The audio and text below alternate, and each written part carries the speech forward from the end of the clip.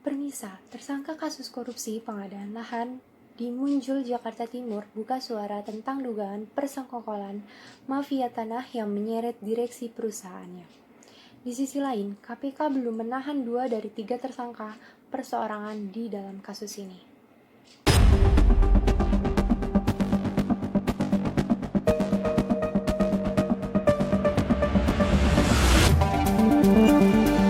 Anya Rontuene, Wadir PT Adonara Propertindo ini diketahui sudah 2 kali diperiksa KPK, yaitu pada 24 Maret dan 19 April 2021. Anya diperiksa penyelidik KPK untuk dimintai keterangan perihal korupsi pengadaan tanah di Muncul, Cipayung, Jakarta Timur oleh Pemprov Jakarta tahun 2019. Namun, KPK menetapkan Anya sebagai satu dari 4 tersangka dalam kasus ini pada 27 Mei lalu. Melalui kuasa hukumnya, Anya mengaku kaget ketika dijadikan tersangka karena merasa kooperatif dalam pemeriksaan dan justru merasa menjadi korban persekongkolan mafia tanah. Inisiatif awal itu memang tidak datang dari kami, tidak datang dari klien kami, tapi itu memang datang dari Pak Minan ini tadi, makelar tanah ini tadi. Gitu.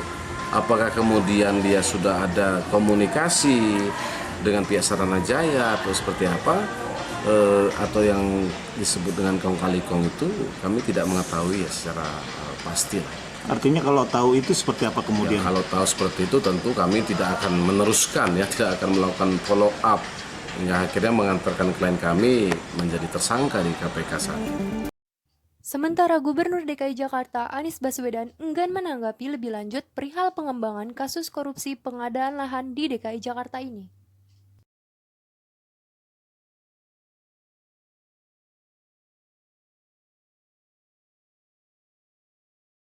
Sedangkan Wagub DKI Jakarta, Riza Patria, mengapresiasi KPK yang menahan Dirut Perumda Pembangunan Sarana Pencairan Aktif. Wagub menyerahkan seluruh penanganan kasus kepada KPK. Jadi kewenangan tugas kami sebagai Pemprov adalah mengajak kita semua untuk selalu membiasakan menggunakan azas praduga tak bersalah, memberi kesempatan semua pihak pemeriksa, pihak aparat dapat bekerja sebaik-baiknya sesuai dengan aturan ketentuannya, memiliki integritas agar adil. Tentu bagi semua yang terlibat juga harus memberikan keterangan sebaik-baiknya, seterang-terangnya, sesuai fakta dan data, tidak perlu ditutupi.